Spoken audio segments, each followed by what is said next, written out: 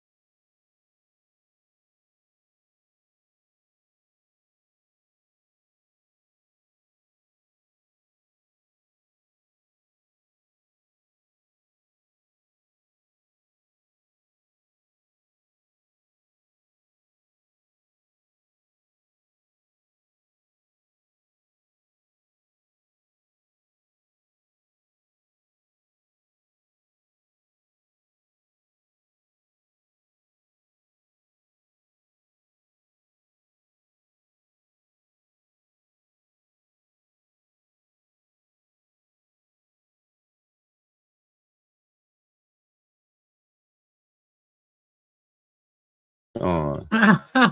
Okay, so she was asking me about it, what my affirmation was, and every week she comes on and you got to say something like "I am." All right, so I chose "I am" because we are, which is a old African proverb, and the way it came about is there was a tree, and when the colonialists, when they came over to Africa, they had put all this food over by the tree. So the one colonial, he went over to the African kid and said, "Look, first went to the tree, they can eat all the fruit." I guess there's about 5 of them there. So he got surprised because they joined hand in hand, walked over to the tree, and ate the fruit. And the guy said, "Well, you're bigger, you're faster, you're stronger. Why do you go do it?" He said, "Because I am, because we are." He said, I can't eat if my brother is hungry. So right. And that's Ubuntu. where that comes from. Right. Ubuntu. Mm-hmm. And I mean, I think that's a fabulous philosophy that, we have gotten away from, it seems, as a society. No, I don't know if we ever truly had it as a society. Not particularly not in this society. Right. We come from a society of people that didn't have a problem treating other people inhumane.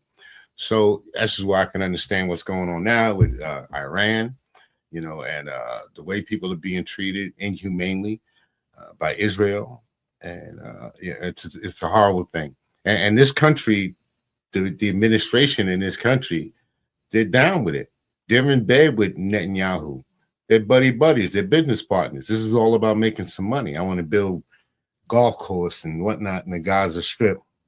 And Putin's got to be a part of this too, because he's getting a slice of the pie. They cut off the oil from the Iran strips. But I understand now they're getting some oil in China, but he allowed Putin to make a few $1 billion. Right. Right. So now tell me again, what does Ubuntu mean? I am because we are. Right. So we know, this is a mental health show, and we're going to dive into a bunch of things. So I am because we are. Right. Now, the way you think of it and the way I think of it is about that bowl of food or bowl of fruit. If you don't have enough room at your table to feed everyone, you build a bigger table. So what we're talking about politically is like the anti-Ubuntu, but it's still the same thing. Mm-hmm. I am because we are. The United States sees all those other things, and they are all working together. I am because we are. Well, I mean, you could say yes. The antithesis, obviously. Okay, but I mean, antithesis, but it's the same.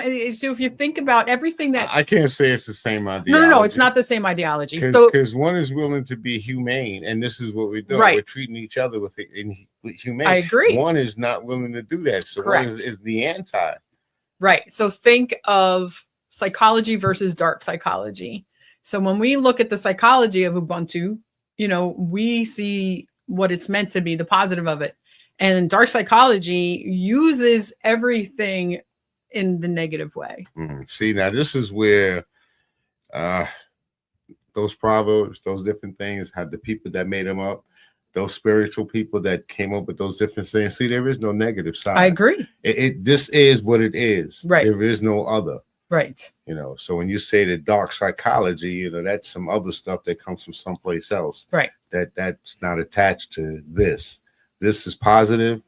That's it. I agree. No, I agree. And I think that, when we look at it, we absolutely see that. And, but it's that whole other class that does not see the positive, does not see the unity. And that's what we're in right now, and that's what we're in right now. And, bringing it back to how does that affect our mental health? Of course, as individuals and as a society. Of course it affects our mental health. It certainly does. How can it not? If you're talking about, okay, here's a question.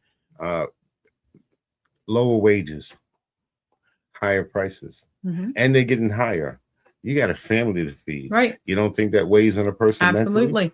How about a single mother? Sure. It's got a family to feed. Absolutely. How about it becomes a mental health issue when you're watching television and they're spending trillions of dollars and willing to spend more on wars, but yet they want to shut you 39 down. trillion right now. Well, they is want our deficit. But when it comes to feeding people and housing people, they want to shut all of that down. Right. They tell you pull yourself up by your bootstraps. Right. But suppose you don't have any bootstraps. Nothing left, right? There's no bootstraps left. And the way that they've done it, this is strategic. This is not something that's new. I agree. Okay. So from what I see from the Republican Party, and they do things 10 years, they have it all planned out. 10, 20 years, right, down the road as to what their end goal is. Okay. So this is kind of like the end goal. And the way to make it happen is you got to get other people on your side. Right. In other words, you got to get like the American public to say, hey, it's okay what you're doing. We're right.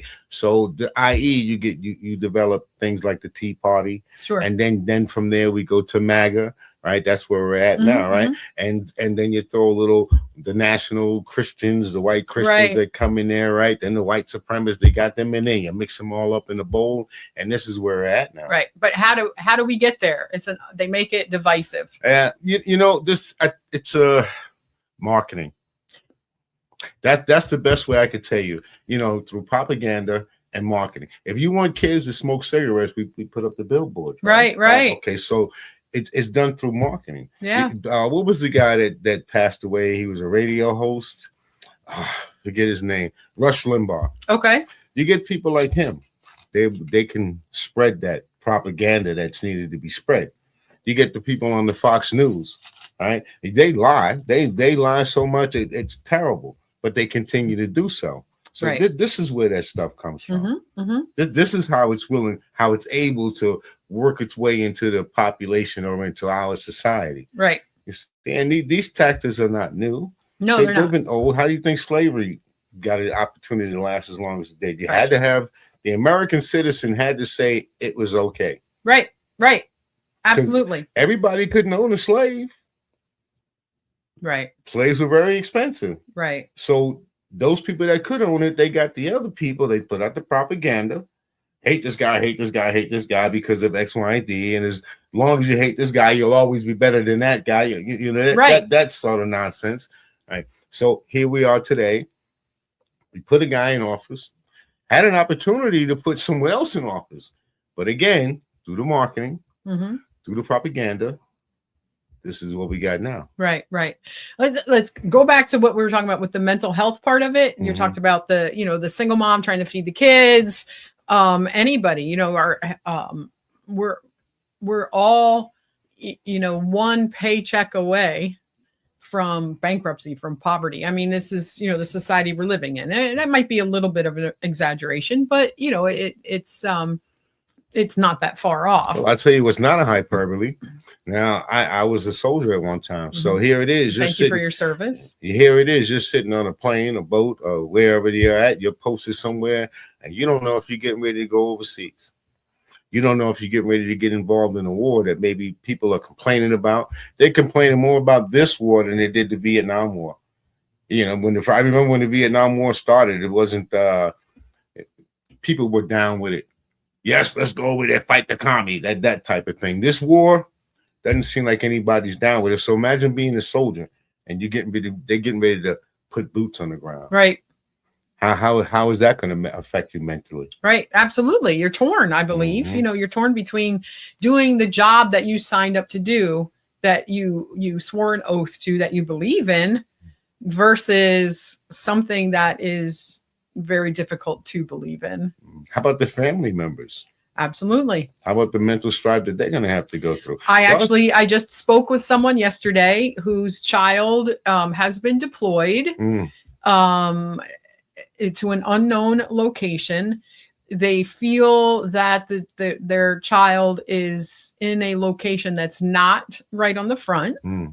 And listening to them speak, they're very proud that their child is doing, you know, because they're military, so they're very proud that their child is doing this, but also very frightened of what could happen. I'd say I'm a patriot. I believe in where I'm at. This is where I was born. This is where I was raised.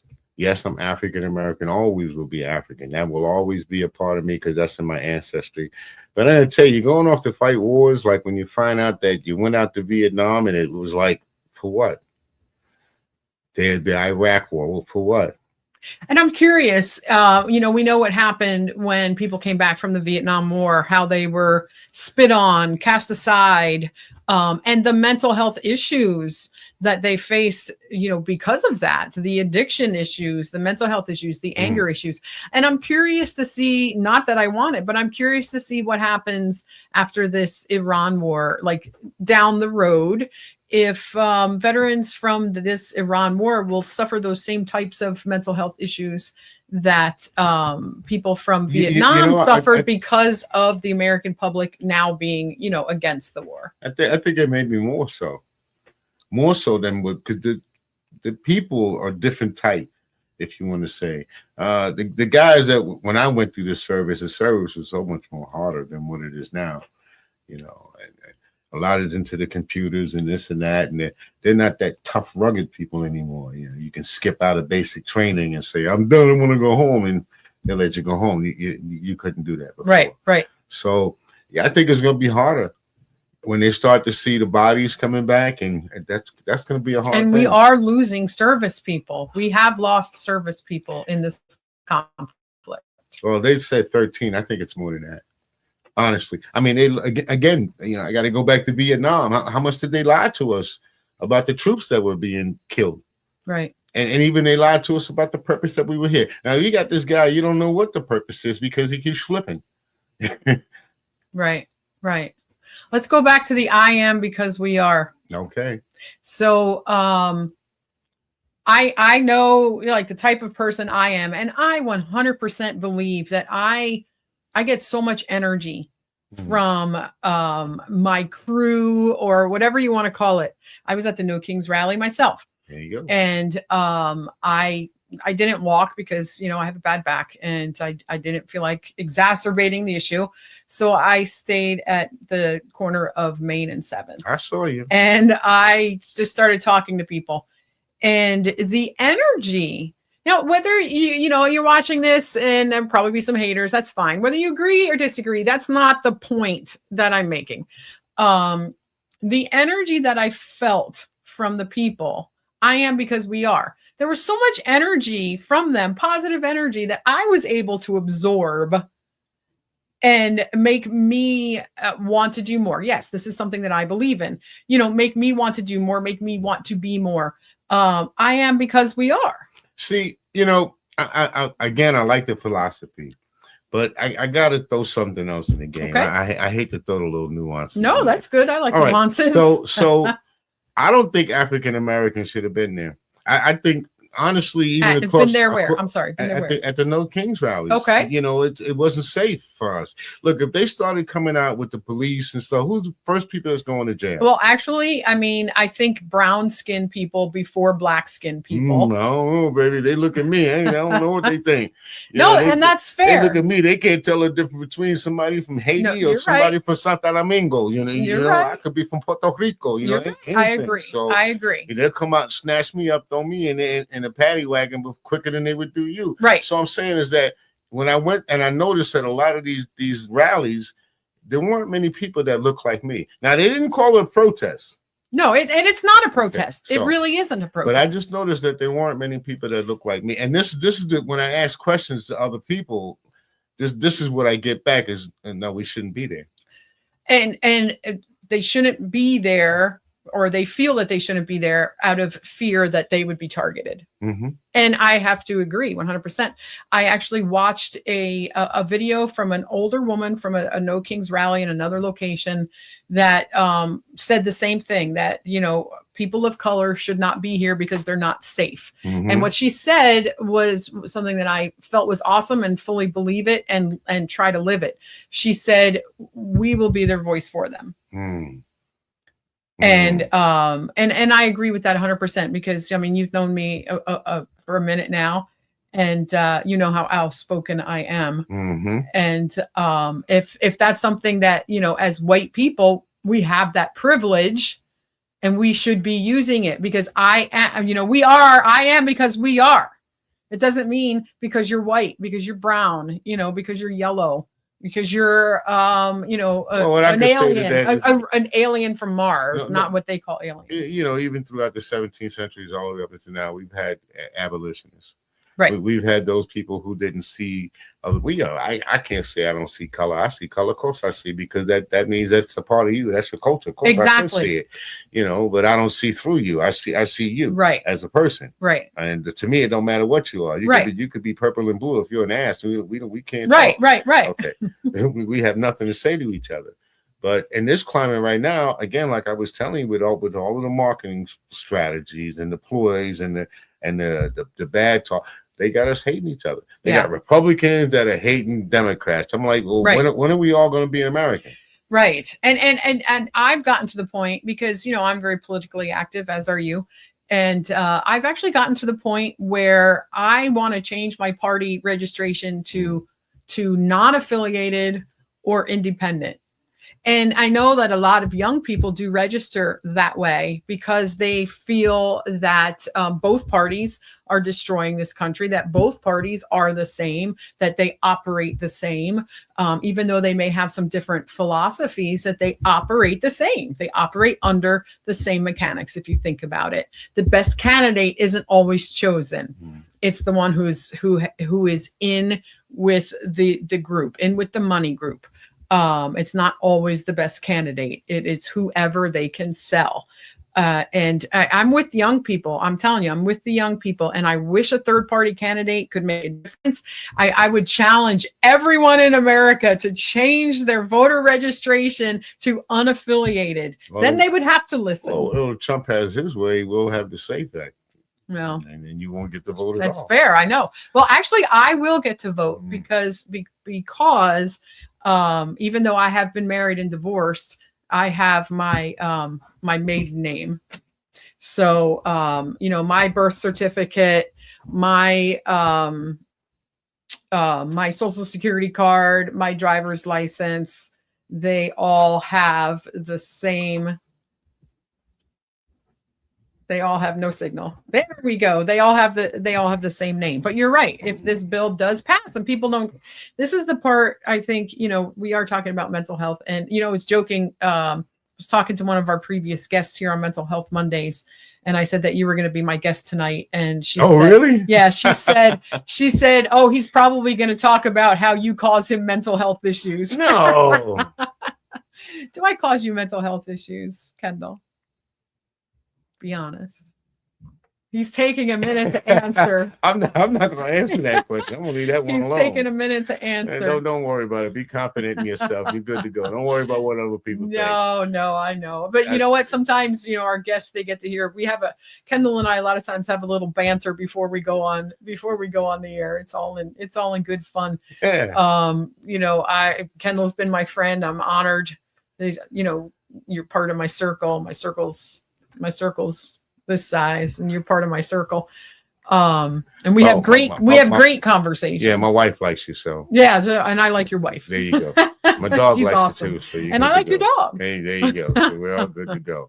All right, we're gonna take a quick little something here. Let's see how we can do this. We're doing everything from behind the camera. Oh, tonight. yeah. That's what we're doing. Everything behind the camera. Because she just wants to be nosy and know how things work. Oh, you know what? That's the way my brain works. Yeah. I got to know how it all works. But we're going to have to do something a little different here. Ooh, I'm excited. It's all good. Don't worry about it. I just have to change our studio. So we're going to take a little quick break. Okay. And we thank you guys for tuning in. This is Mental Health Mondays with Hope. My name is Kendall Stevenson, and I generally do the Empowerment Show. We together we run the Empowerment Network. But we're going to take a quick little break, and we'll see you on the other side. A doctor's calling. A company's mission. United for a greater good. When Edmark International, the pioneers of wellness, joined forces with Dr. LaJoyce Brookshire, naturopath, the world gained a new weapon in the fight for true health. Co-created, science-backed, nature-powered. This isn't just a product. This is a movement. Born from decades of groundbreaking research, naturopathic mastery, and Edmark's relentless innovation. The body wants to heal itself, and we have just given it the ultimate toolkit. A detox unlike any other. A partnership unlike any other. The future of health starts now.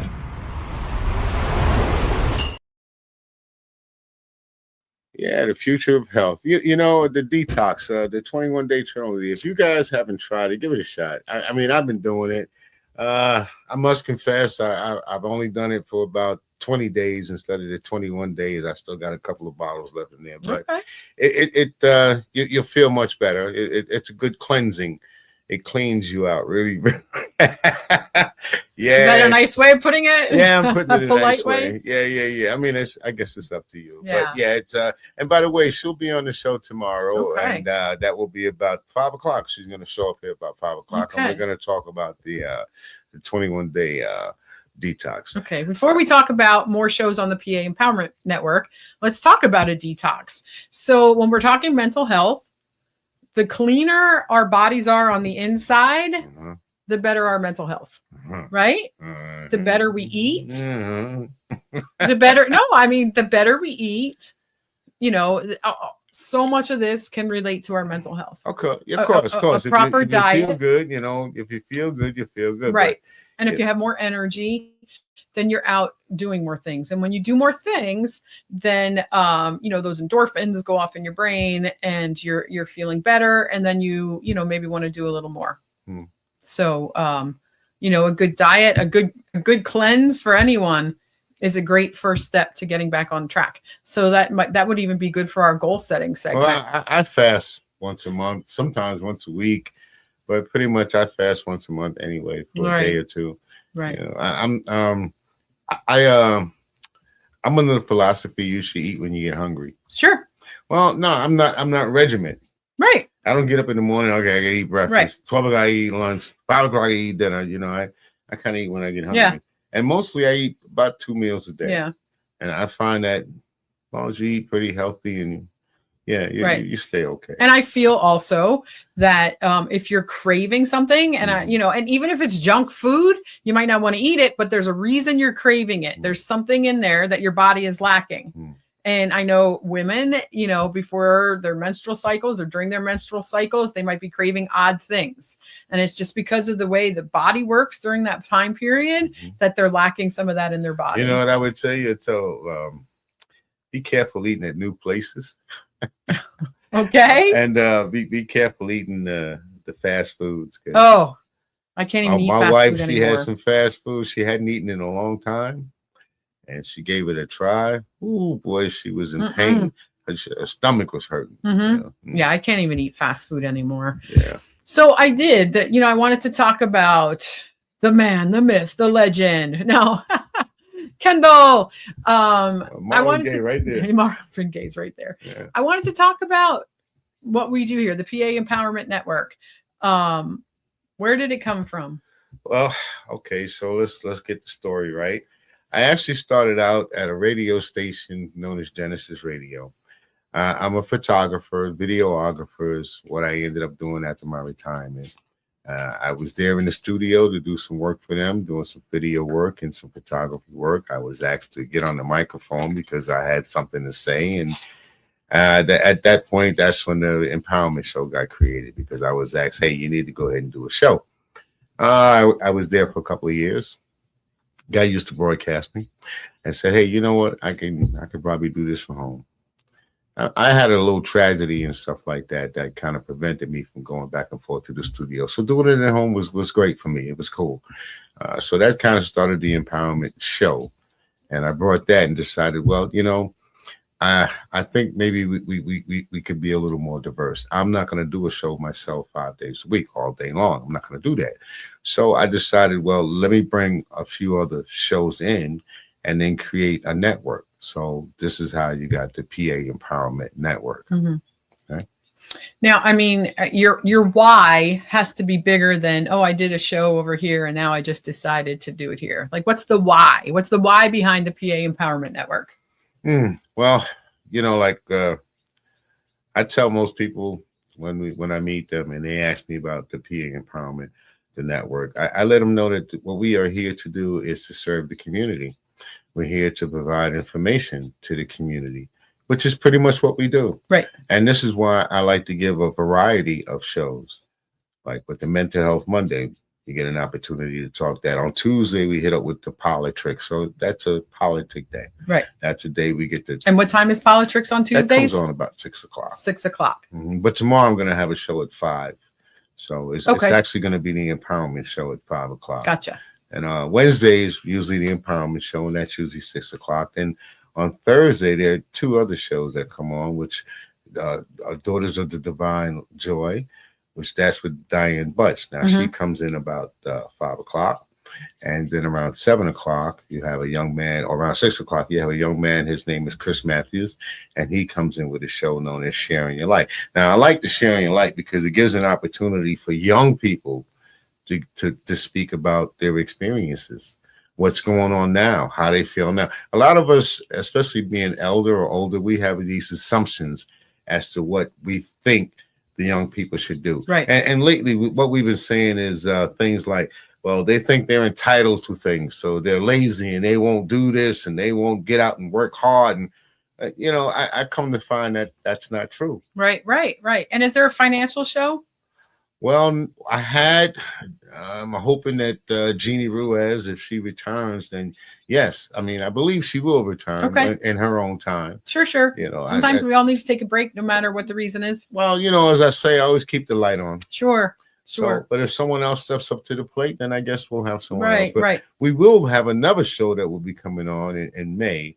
And well, I'll tell you about that later. Okay. And there is a show idea that you and I had talked about that I will be doing a second show called Teen Talk. Teen Talk. And we're actually going to have, you know, like teenagers throughout our area, and maybe teenagers, you know, we can then, you know, bring them in. I really like to get you hooked up with Deshaun. Yeah, his name is Deshaun. Oh, right. Chacon. Yeah, we did talk about that. He's going to be on the show. We did talk about that. He's scheduled to be on the show next month. So, you know, one of the things with my show, Mental Health Mondays, is I decided for 2026 that I would be doing at least one show per month that would be talking about goal setting and, you know, and achieving goals. So what are some goals that you have for the PA Empowerment Network? Because the network is not a year old yet, correct? Nope, not until May. Well, we're just about there. So, Yeah. What are my goals? Remember, you got to put it out into the universe. Yeah, I know. We're trying to grow right now, and my goal right now is to get to 1,000 subscribers. Okay. I'd say that would be a short-term goal. Right. So if you have not subscribed yet to the PA Empowerment Network, you just click that subscribe button right below this video, and it is free. And you can see all the other programs that we have. Everything stays up there on YouTube, and also our website. Yeah, we have the PAEmpowermentNetwork.com. Right. That's the PAEmpowermentNetwork.com. And what's great about the website too is that there are other things up there besides the shows. There are book ideas. Well, you can navigate your way through the different pages, and Right. you'll find that we have local events. So anything that we find that's pretty much local event that's going on that may not be in the news, we kind of post it up there. That's up there. We have Ronald Yates. Ronald Yates is a hell of a young man, a very intelligent young man. He has thoughts of the days. So you can check out some of his thoughts for the day, and believe me, he has a lot to say, and he's pretty good at it. In addition to that, she was saying we have a book listing, and it's recommended books, and we range from finance to talk about history. The different people throughout history. Some of the books that's been banned, I still have them listed up there. Some of the authors and writers, they're up there as well. Mhm. So yeah, that's pretty much what it's about. And delivering information. right. And we have a variety of shows. What, even just one viewer, like what do you want the viewers to get out of this? No matter which show they're watching, like what do you want the viewers to get out of it? Oh, well, listen, this is not the girls shaking your butt type of network. We actually are here to try to give you information. And I would please ask that if anyone has any content that they would like to know about, hook us up, give us a call, or Right. send us a comment, and we'll see if we can make it happen. You asked me where I want to go with this network. I like to be able to. One of the things I like to be able to do next year, maybe do a little more of a rover, so I can be at these different events and actually record them live. Right. Because there are a lot of different events that are going on. For us, it's history. Sure. Bring a light to Monroe County. Right. Absolutely. Mhm. Absolutely. And I know, we talked about the No Kings rally earlier. And when I was there, I interviewed an older gentleman who said that he was 14 years old, and he was first tear gassed when he was 14 years old at Kent State, when Kent State happened. And I listened to this gentleman talk about the different. Now that was a protest. No Kings is a rally. And I listened to this gentleman talk about all of these historic events that he participated in. And I mean, for him, it was, this is just who I am. This is what I do. This is what I believe. This is what I feel. For me, I'm seeing like a living legend. And, because some of that was before my time, but I viewed our No Kings rally as that. They're saying that over, 8 million people in attendance all throughout these events, whether you agree or disagree, that's history. Mm-hmm. And I was there. And, so maybe down the road, somebody will, ask me something, or my grandkids. I tell you, at a point in time, I was at the rally, but I felt like I was back in 1960s, back in one of the hippies days, when they would get together and play the guitar. Right. And all that Yeah. I shit. saw there was a bit of a drum circle going on. Yeah. Yeah. Yeah. But that's all right. See, it was a good vibe feeling, My thing is this: 8 million people. Okay, you come up for this. Now let's see what you do when it's time to vote. I agree. Because I that's agree. where it really counts. I agree. That 100%. the rallies and this and that. That's to get other people behind you. Remember we talked about Right. You got to get people behind you in order to get something moving, right? Okay, so if you can get 8 million people to actually go out there and vote, and maybe from those 8 million people, you get a domino effect. Maybe another 4 million from the 8 million will actually vote, because Right. Contrary to belief, people think, especially amongst my community, they think voting is not it's not worth it. They think they're not going to get anything out of it. And I try to explain to them that anything that we've ever accomplished, if we didn't do it by the bullet, we had to do it by the ballot. Right. And I don't see us getting into this big revolution, because there's not enough of us, and we're so much divided anyway that we're not going to come together. And so the only way that we can do it right now is through the ballot. You got to go out and vote. And this SAVE Act, I don't know what we can do about this as the people.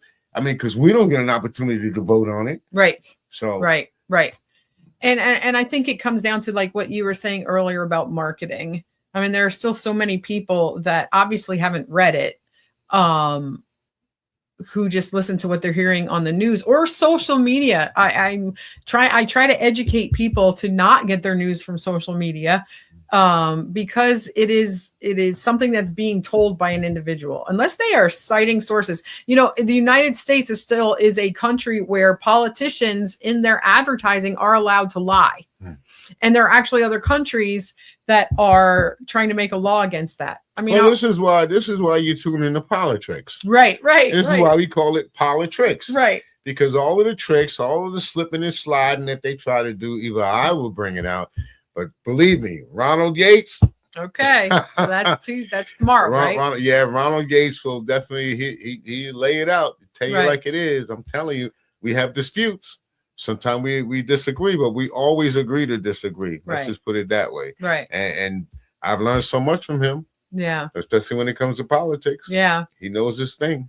Now, something I want to talk about, let's get your vantage point on this, is that, I mean, I feel that this is, something is happening ever since 9/11. Obviously it could be happening, prior to that, but I really feel like I see it with 9/11 is that, we as a nation suffer from PTSD because watching everything with 9/11, because if you think about it, we saw the initial horror and that was the same as people who saw Kennedy get shot and all these things. But during the time Kennedy got shot, it wasn't social media. It was whatever was on the television and whatever angles they had. With 9/11, with social media, with the media the way it is, we not only saw the planes crashing, but then everybody with a camera who was videotaping later down the road, and even years later, we saw more and more vivid graphic details of what happened on 9/11. Yeah, I got a little PTSD about 9/11. Continues to be replayed over and over and over again. And I feel that as a society, we have PTSD and we don't recognize it. One of the you know, I worked down there. I did not know that.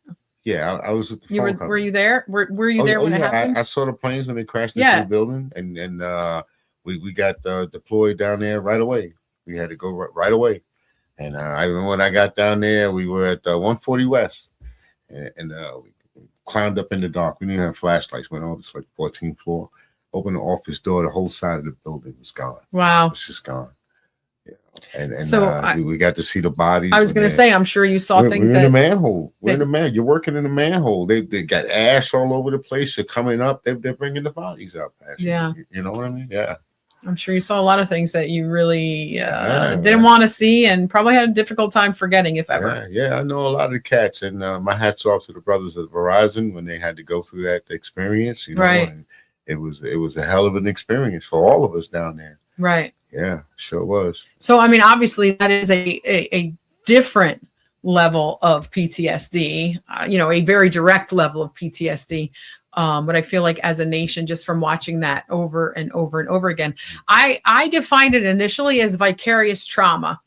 And vicarious trauma is a term that's used in the mental health services, psychological services field that is typically given to a diagnosis, if you want to call it that, for providers who see these types of traumas occur and, let me tell you, I got a take buddy on PTSD type symptoms through that. I got a buddy of mine, right? I just give his first name, Jerry. And he happened to be my boss, and we were kind of cool with each other. He has so bad, he could only go into the city at night. He couldn't work anymore in the daytime.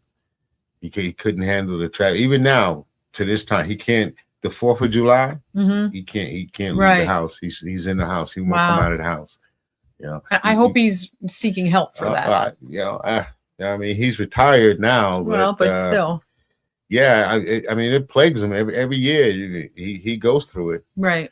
Yeah, he goes through it, and he was never in combat or anything, but just from the 9/11 incident. Right. And so, I mean, I feel that since 9/11, we see much more anger in our society. And of course, you know, our political environment, our climate does play into that a lot today. But if the seed wasn't already there, it wouldn't be able to take root as well as it has. You know, since 9/11, like it seems like the anger level within the American population has risen. Drive-by shootings, you know, cursing someone out for something really simple. You know, the anger It stops in the top. right. And anger is one of the symptoms of depression No, it's like I or said, one of the it symptoms starts of from the top. PTSD. You got a guy at the top telling you it's okay to do it. Right. I mean, 2016 say it's okay. Yeah. You got to do that. Right. Act this way. It's okay. You know, you don't have to be politically correct or being woke or anything Right. like that. Like that's a bad thing. But and again, going back to seeing all these things on television, you know, when you watch you know, the school shootings, for example, you become numb to it. And now a school shooting happens and we hardly hear anything about it. And our reaction is like, oh, another school shooting, where we should be outraged. And all of this comes from the way this plays on us, on our mental health, on our thought process. Yeah, I'm gonna just shout out to the brother. Oh, Yeah, okay. thanks for the comment, man. You know, unfortunately, I can't read it from here. I got you. What's it say? He was unfortunately he had to be there to see the planes when they hit the north side of the South Tower. And he was in the mountains in East Orange, New Jersey, and I happened to be on 48th Street, and I was on top of a roof, so that's how I got to see direct sight, 48th 12th Avenue. That's where I happened to be. All right, brother. Thank you for your comment. We truly appreciate Yeah, you thank tuning you. in. Right on. Thank you. Yeah, it was horrific. And I'm sure, obviously, I'm not sure I'm 100% more so for people who witnessed it or who were close enough to smell.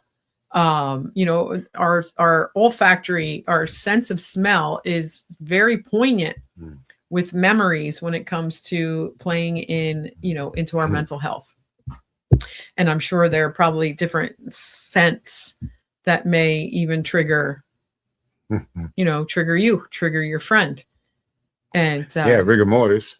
well, and death has its own, you know, his own smell. And we're Not not at trying to first. be morbid here, but Not at first. no, you're right. You're right. But so I mean, that's one of my beliefs. And I know that I'm not the only one. I know that there are other people that have this belief system. It's not a conspiracy theory that we as a nation have been suffering PTSD since Yeah. 9/11. Yeah. And sometimes the way that comes out Well, is as anger. You know, I okay, so I'm African American. I'm sorry, I can't go there.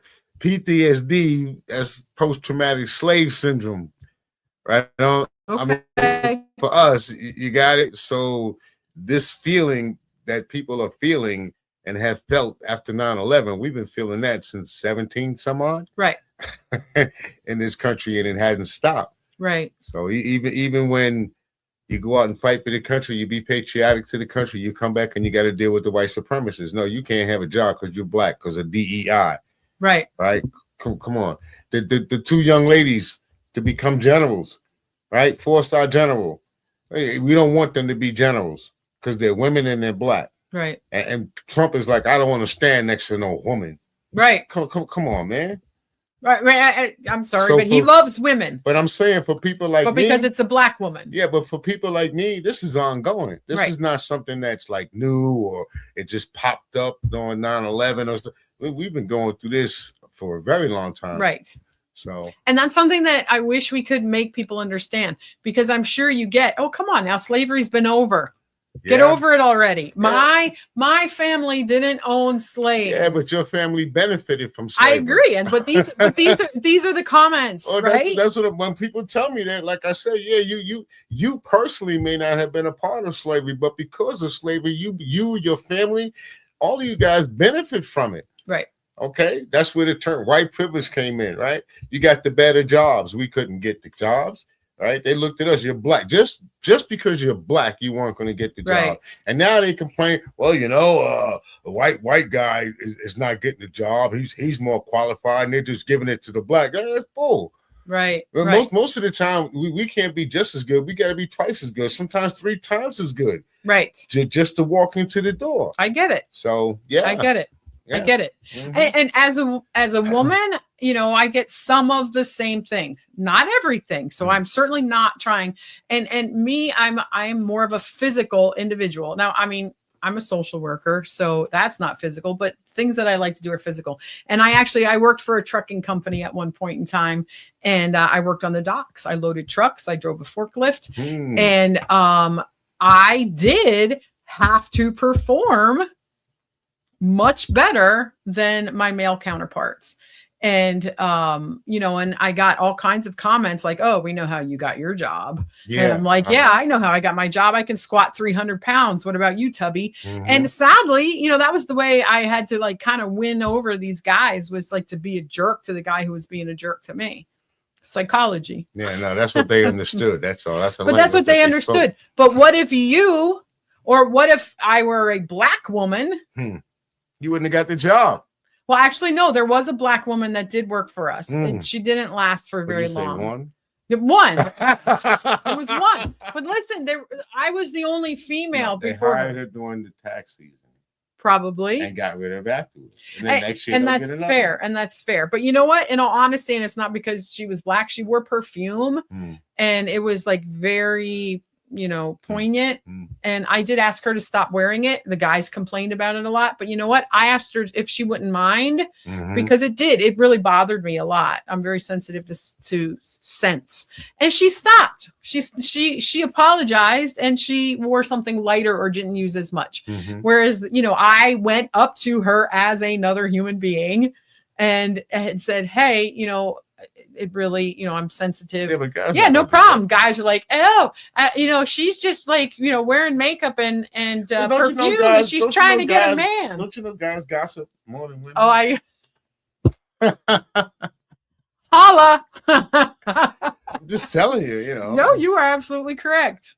You're absolutely guys correct. do it more than women.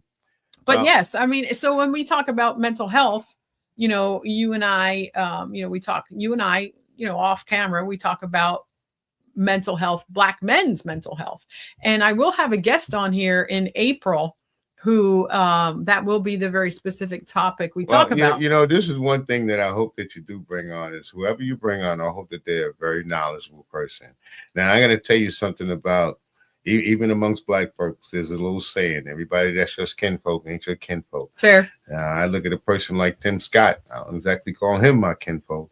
He seems to be a fairly intelligent person, you know.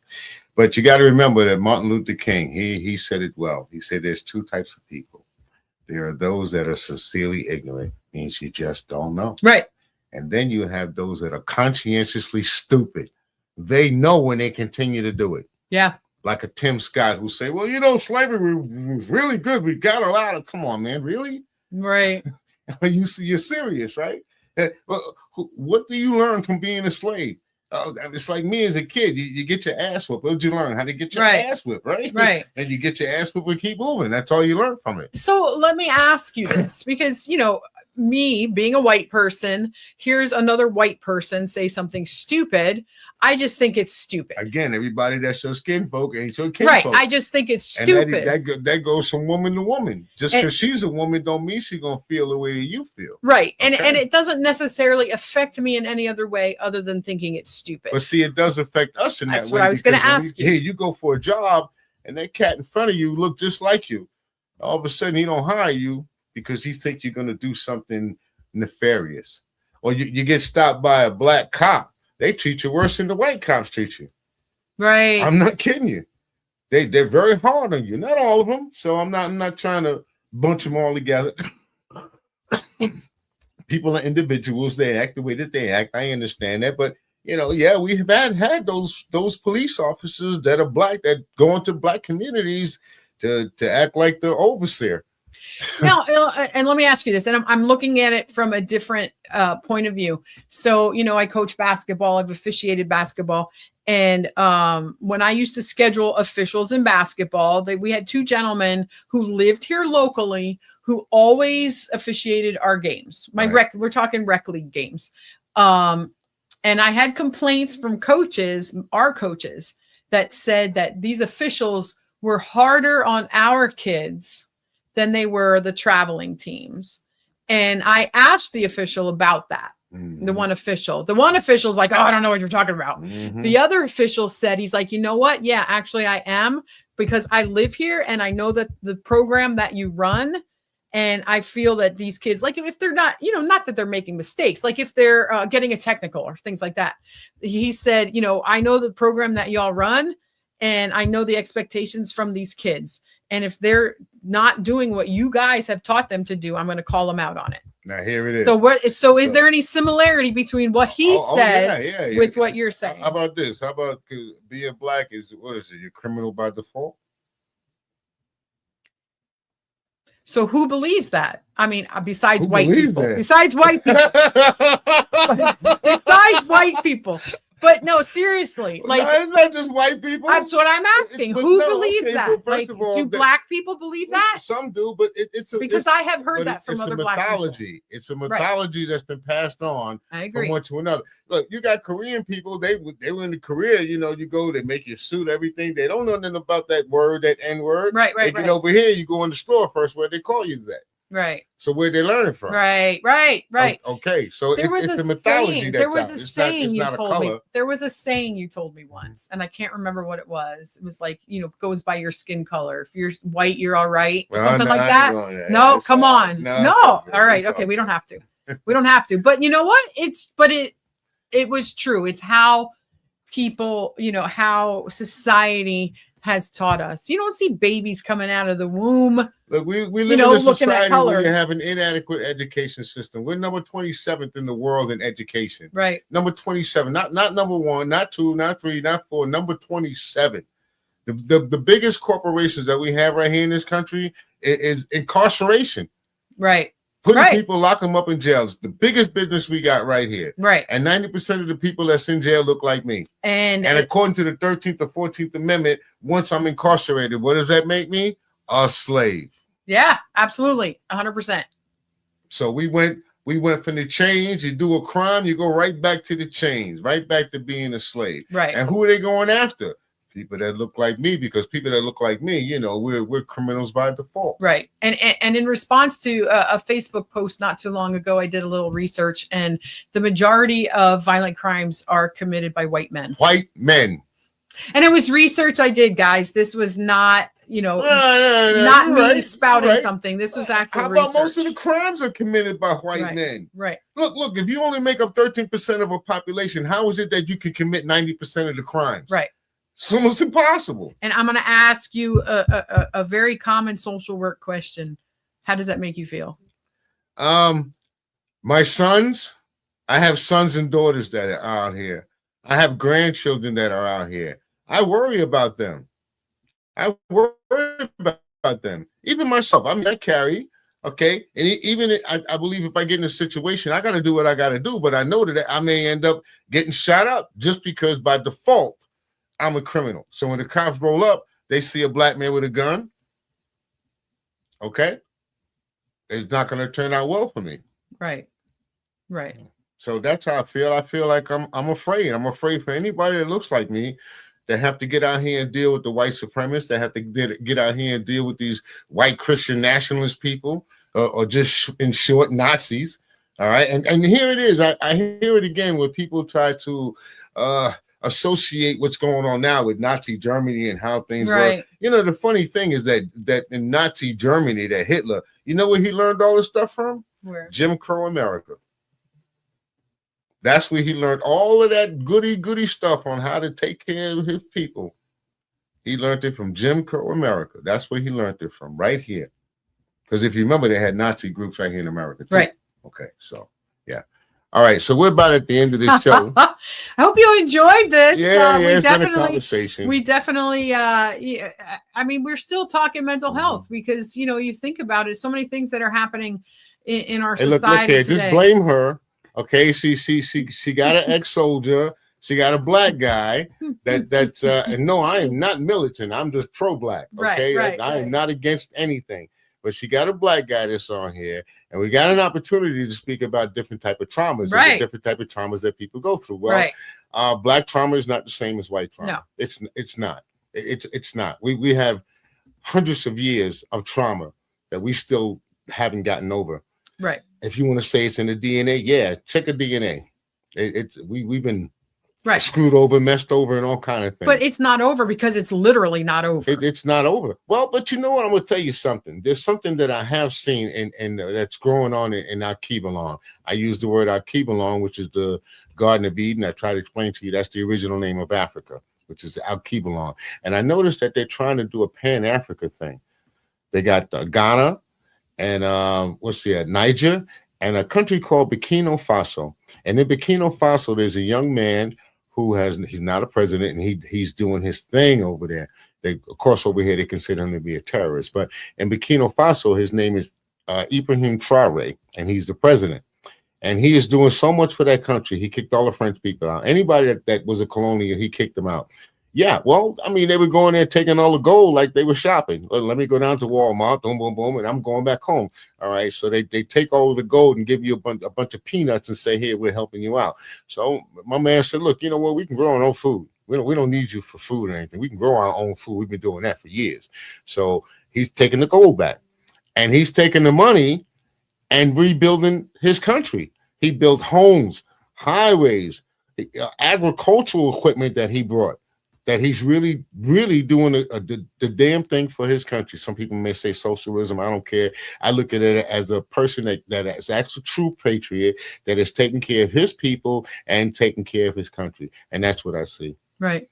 So, yeah, we have some people in this country, in this world that are, I don't know if there was a president of Ghana was on there the other day at the UN, and he told Africans from all descent, you know, no matter where you come from, the Caribbean, Puerto Rico, Santo Domingo, Haiti, if you are of African descent, then we are all one. There's all this division and separation. You can just get rid of that. Okay. Right. If you're from Africa, you look like me, whatever, and we come in multiple shades. Okay. But if you have African descent, we got to come together. We got to stop thinking about what separates us, but thinking about how we're going to get together and propel into the future. Right. So I thought it was a really good. Yeah. And I think if Africa finally gets together, I think the rest of the world will follow. Honestly. Yep. It's where it started. Mm-hmm. So maybe this will be the rebirth. Maybe all about the All right, party So, people. Hold on. Mental Health Mondays with Hope. Great show. I hope you all enjoyed this. I hope the one thing you got out of this, or two things, PA Empowerment Network. This is what we're all about, is educating people. Like and subscribe, please. And I am, because we are. So join me next Monday. Have a great week. Peace.